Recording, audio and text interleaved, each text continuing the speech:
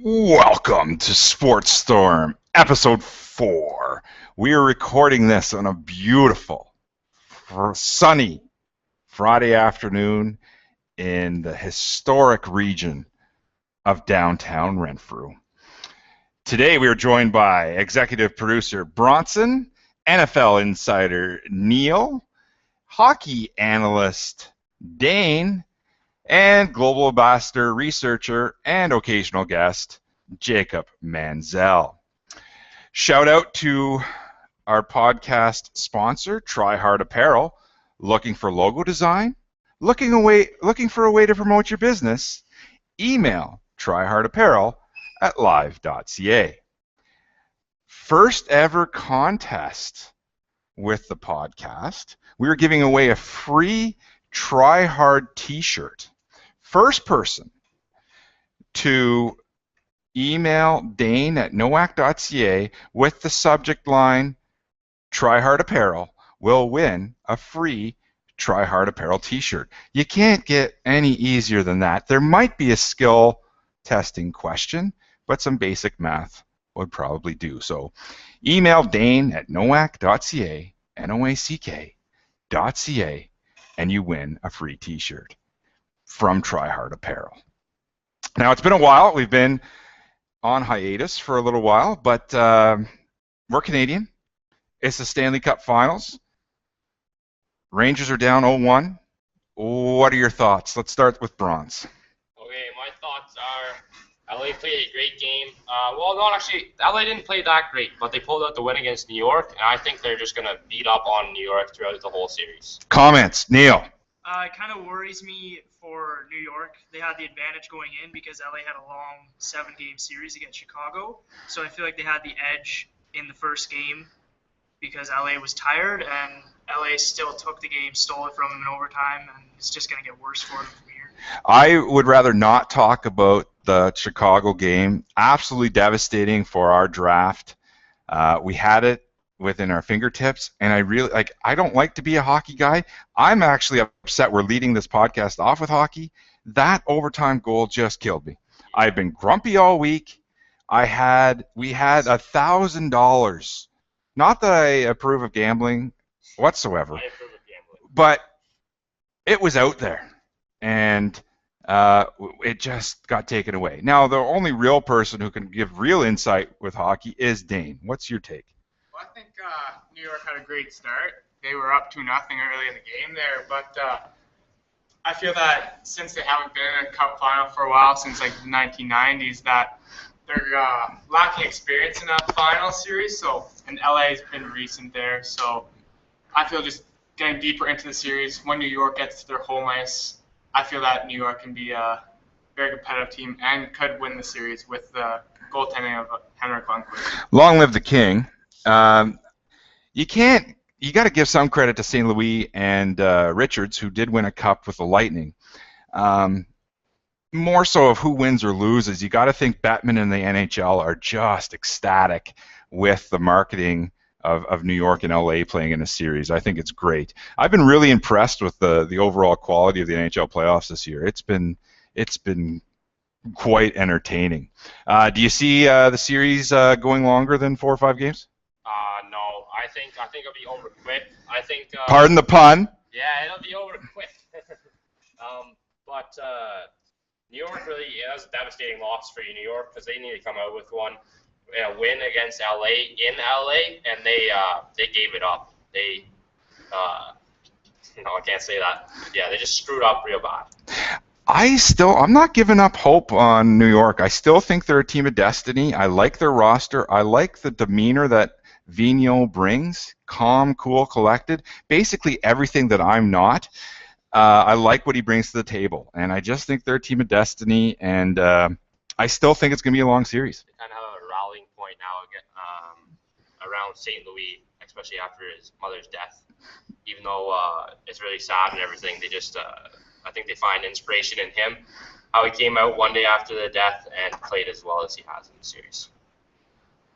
Okay, let's move on to something a little more important, and let's talk about the NBA Finals. So last night, Spurs went on an incredible run to defeat the Heat not only the Heat, the team, but the heat in the arena as the air conditioning was not working properly. Bronx, you might have some conspiracy theories here that are way out in left field. No, I just find it a bit of a coincidence how LeBron has always had cramping problems, and the first game of the championship, the AC goes out and causes him to cramp up and leave the game. Do you question his toughness at all? Yeah. He's a little girl. Yeah. Well, I didn't think. I thought we were a little more progressive than that. You're all athletes, quote unquote. What? Do you play through that? Oh, for sure. He's more of a, I find anyway, he's more for himself. If you look at what Bergeron did last year in the NHL playoffs with a broken rib, like torn cartilage, all of that stuff, he was playing for the team. But LeBron was like, first game, like it is a close game, and he just drops out because of cramping problems. Like just like eat a banana or something, like they'll go away. Well, It was late in the fourth quarter, though. And it was over 30 degrees. But he had an episode before, and he went off, and then he came back and went off for the rest of the game. There was one tweet that said, Gatorade, you've got one job, and that's to keep the boys on the court. I've had cramps, and they are painful, but you think you still play through that? Oh yeah, for sure. County finals there last year for our soccer when we won, which led to EOSA gold. But my legs were cramped, but you more look at the big picture, that like the pain is temporary, but quitting lasts forever kind of look. Nice. That would be a good tattoo. You think he would have stayed out if it was Game 7? Well, that's interesting because in the pre-huddle, which is mic'd up, he did say to his team, every game's Game 7 in the NBA playoffs. I thought that was kind of weak. I don't know. I'm a little biased because I'm not a LeBron fan. I do think he is a team guy, but I don't know. Any chance there is to pile on LeBron, I take the opportunity to. You got to respect what he's done for the game, and like someone's pointed out, and it might have been Neil earlier in our pre-broadcast meeting, our production meeting, was that he is a fairly clean-cut guy. There are no rumors about drug use or spousal abuse. He seems to be an upstanding citizen. So sometimes I feel bad for piling on to a guy who has a decent reputation. Do you see what him and Dwayne Wade wear in press conferences though? Like the glasses with no lenses, like with like the hipster kind of look. Like you're just making a fool out of yourself. I feel like the dress code for the NBA has really backfired on itself. Can you talk about that dress code and inform people? Okay, so like back in the day, it was it Silver or it was before Silver? Pre-Silver. Right? Stern. Yeah, so it was Stern. Stern wanted a dress code because I think he wanted more of an NHL look. All the guys are coming in suits and dressed up nice and kind of classy like. But so that happened for a few years. You could say that they dressed up classy and everything like that. They obeyed the dress code. Then it kind of went from right wing to like complete left wing, I guess. Not in a political sense, but they went from like just like jeans and everything to like too hipster. I don't know what to even describe it. Like Russell Westbrook and all. They all look like goof stuff. Well, Stern wanted to appeal to a more of a business demographic rather than to kind of alleviate the urban image that the NBA has, which is a little bit problematic given that's what built the league. I don't know. I kind of get a kick out of it. I like Russell Westbrook. I think it's funny. I wish I could pull that stuff off. It's funny, but it's not supposed to be funny. I don't think he does pull it off. I think he looks like a D-bag. Okay, I didn't know you were saying that either. Let's get back to the Spurs. I have so much respect for the Spurs. I love Popovich. People think he's a jerk. I think his short answers at the end of quarters with reporters is hilarious. They just reek of class and consistency. They're on last night's broadcast. They're talking about Tim Duncan is the only lottery pick that they have on that roster. Everyone else is a 15 pick or later. That shows the quality of their front office. Oh, I said that with an accent. Their front office and their scouting reports. Now, I love the way the Spurs play. I absolutely love it. And I was telling my good friend Mr. Beattie today how easy it must be, that being all said, to design an offense when you can knock down threes like they can. It just opens up the floor so much more. I would like to see Canadian Corey Joseph get into the game a little bit more. And I'm being totally biased, but I think he brings a different element than what Patty Mills brings off the bench. And I still have so much respect for guys like Joseph and Bonner who are buried on the bench there, but you see their reaction when the team has success. They're not pouting, and I think that speaks a lot to their character. I think that's half the reason they beat the Heat last night. They're a much more efficient team. They got the set plays. They run like a machine, is what they are. They dish it into the middle. They pop it outside, hit the three. Very efficient, and they don't waste energy. They are a team. That's why they do so well. Unlike the Heat, who is more superstar based. Yeah. I like the play of Boris Diaw. Yes, Diaw, who could have been a Raptor. I'm not bitter. But, he's a little bit overweight. He sees the floor, hits down shots he can defend. It's that type of game that I hope I bring to the Armprior Men's League in the fall. I hope that's what I can really bring to the court, as I pass my prime. What are your predictions as this series continues on? I hope. Well, yeah, predictions. I think the Heat will probably still win the series, unfortunately, but I think it could drag out to a Game 7. I'd like to see San Antonio win because they have more aged guys that have less time to get that championship than the Heat, but I think the Heat are going to take it. I'd like to see the Spurs win just because how their team came together as one. Like, they didn't have to recruit guys from different teams to make them better. Like, they stuck together through the thick and thin to get to where they are right now, where the Heat just brought in players. So I hate to see the Heat win, but they might. But I'd really like to see the Spurs take it. Yeah, with my heart, it's saying Spurs.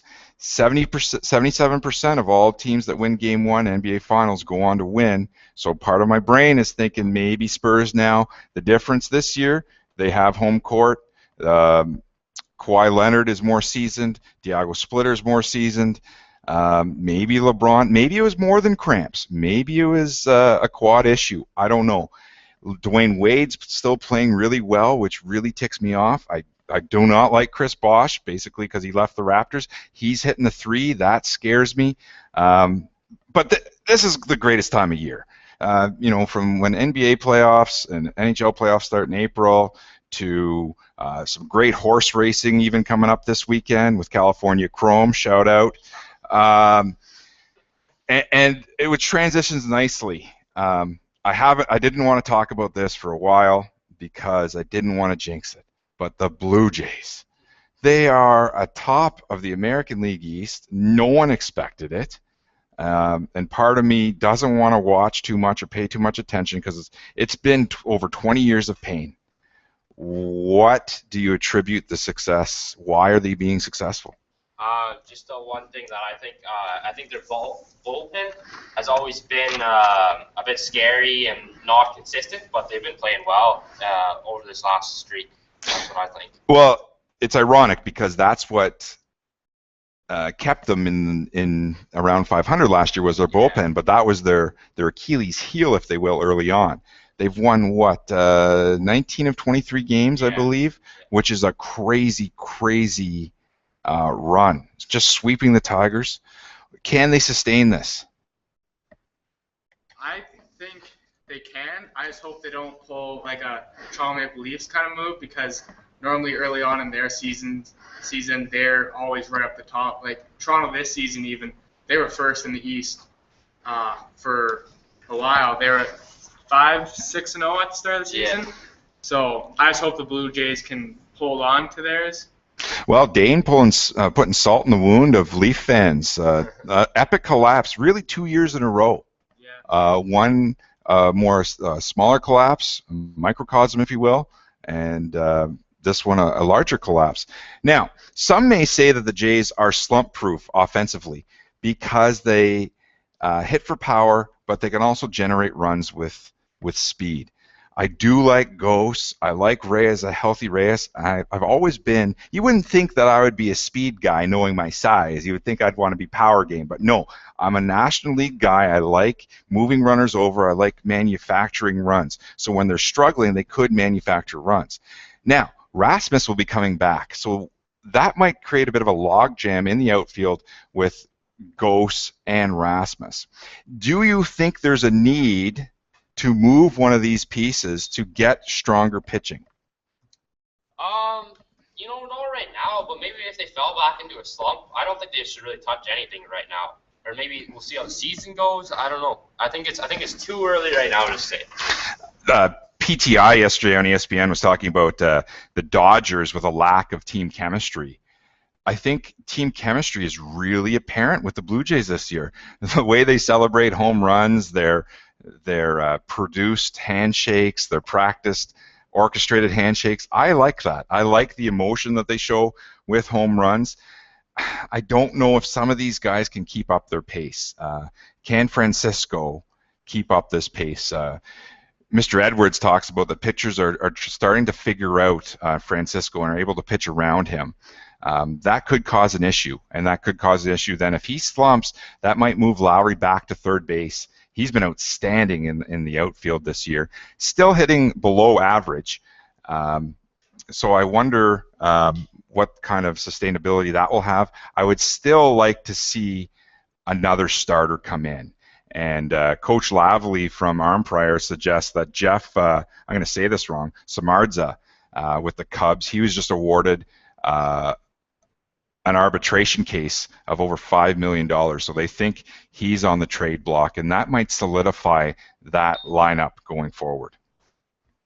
And finally, I guess, Tennis Canada had a fantastic week with both Raonic and Eugenie Bouchard making the quarterfinals, which would be a first for Canadian tennis to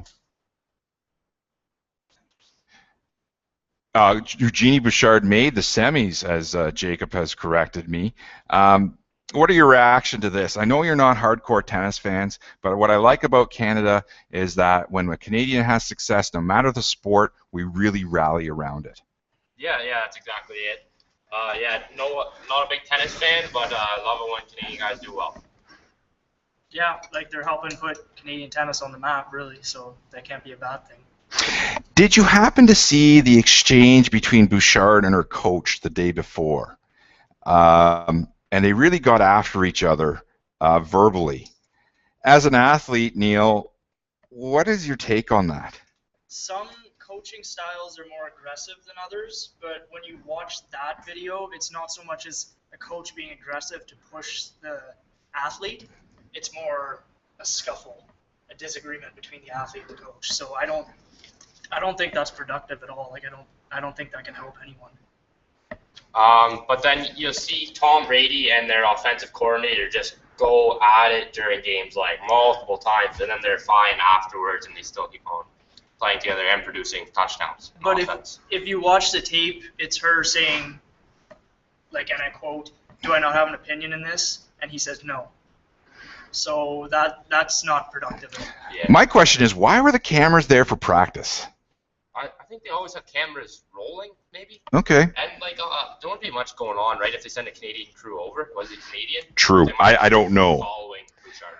I think for the most part, the media misinterprets all these things, like the disagreements between teammates or things said between like Russell Westbrook and Kevin Durant. Things are going to be said in the heat of battle. For some reason, this is really bugging me. And Steve Simmons of Sun Media suggests that Eugenie Bouchard may not be the Canadian darling that we all think she is. And it seems like we want a Canadian tennis superstar so badly. I just hope that she doesn't turn out to be the diva that Simmons kind of alludes to that she might be, and that she is a good kid. I don't think we can. There's no question about the character that Milos Raonic. He seems like have a really good head on his shoulders. Really good sense of humility, a great serve, and coming into Wimbledon, which I think is the premier tennis event, I think it's exciting for Canadian tennis, and maybe this is something. There's a documentary coming out soon called The Vince Effect, talking about what Vince Carter did with the Raptors in the early 2000s. It really motivated a bunch of people to play basketball, and you're seeing that with the upcoming NBA draft of how many Canadians are out there. Can Raonic, can Bouchard motivate a whole new generation of Canadian tennis superstars to play? And tennis, it's one of those lifelong sports where you can really play into your upper years. I think that's like for sure that will happen. It's just like when our Canadian girls in the Olympics went as far as they did with soccer. They just showed, even the athletes were talking about, like, I hope this brings more females into Canadian soccer because they feel there's a lack of that. So this could be the exact same thing for tennis, that more people are going to be joining it just to be like Raonic or Bouchard. So let's just do the quick rapid fire, if you will. Neil, wanted to talk about Kaepernick's contract. Massive. Huge contract. And I think he's now taken over the title previously held by Joe Flacco of the most overpaid quarterback in the NFL. And I'm hoping that as a Ravens fan anyway, I'm hoping that takes pressure off Flacco and we can get back into the playoffs. I got to give some credit to Kaepernick, though, because there is language reportedly in that contract that it can be renegotiated for the 49ers to go out and sign other free agents. Now, part of me is like, oh, yeah, that was really magnanimous of him. But, I mean, he still has $61 million in guaranteed money. Whether it's a PR move or whether it's a move to attract other free agents, I think that's a good move. I mean, I don't think 2 years. I understand they went to the Super Bowl the first year he took over, but he took over halfway through the season. And I don't think 2 years of production, which even last year wasn't that great throughout the season, is enough to award someone with that. I mean, Flacco has been in the league. The first 5 years he was in the league, he made the playoffs.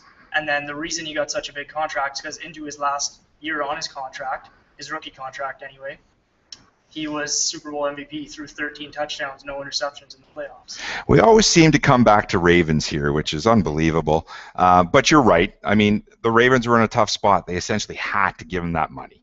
Yeah, I think at this point in the NFL, if you're not willing to pay quarterback that amount of money, someone else is, and you're going to lose your quarterback. But you got to think Kaepernick, he has the athletic tools, but now he's got more weapons on offense coming. He's got Stevie Johnson, who I like to call Stevie Jones in a previous podcast. He's got Bolden. He's got Crabtree. He's got Davis. He's got Frank Gore. And they just drafted Carlos Hyde, too. Oh, Hyde. Yes. Frank Gore, smartest player in the league. Now, let's talk about, we might be the only podcast in the world that's not talking about World Cup of football coming up next Thursday. Do you have any picks? I know nothing about this. I know nothing about soccer as well, but I have an English grandfather that I'm sure will tell me all about it. Germany for life. Yeah, I'm picking Germany just because of my heritage. It might be a bit of a mess in Brazil. There's still talks about whether or not the facilities will be ready. I heard a rumor that you were actually coming out of retirement to coach a team after your also goal. No, that is purely speculation. I like to say I retired on top, and that's all I have to say at this time. I think for Germany in the World Cup, I think the last couple of years they've done well with the young team, but now since their experience, I think they are going to win. Now, there's a really interesting kind of rumor out there. With all the political problems happening in Russia, they have the 2018 World Cup, but there's been movements to pull sponsorship. I believe Kia and Sony are thinking about pulling sponsorship away from that World Cup because of Russia's problems. It would take a lot for FIFA to yank that World Cup, but wouldn't it be interesting? Canada hosting the 2015 Women's World Cup, they're going to show to the world that we are ready. The facilities will be there. The stadiums will be there. Could you imagine what a World Cup men's soccer event would be like in our backyard? It'd be unbelievable. I think the Women's World Cup in our backyard is going to be awesome next year. But you guys have never lived in an era where Canadian soccer, men's soccer, has been prominent. I wasn't old enough to remember their performance in the World Cup. part of me wants soccer to explode. We see little pockets of German fans, of Italian fans. Wouldn't it be nice to really celebrate our cultural mosaic by cheering for a Canadian team at a World Cup event? Yeah. I think Canadian fans would go wild. I think Canadians just love sports in general, and they would definitely show up for this. And where is it being held? Sorry, the women's. The women's will be in multiple. It's in Canada. Yeah. There'll be games in Ottawa, Edmonton, all over the place. Spread out like that? Yeah. That's gonna be huge. That's gonna be a big deal for sure. Okay, we are running out of time on episode 4 of Sports Storm. I'd like to thank executive producer Bronze, our researcher Jacob Manzel, NFL insider Neil, and our hockey analyst Dane. Don't forget, first person to email dane@noac.ca wins a free Try Hard Apparel t-shirt. And I forgot to mention, shout out to our new musician on staff, Jesse Kilby, who produced, played, and recorded our new intro song. Neil, one final point. We'd like to send out congratulations to Ryan Pettigrew and Amanda Tubman, RCI athletes who are away at offset today. Congrats, guys. Awesome. Until next week, this has been Sports Storm. You can't teach that.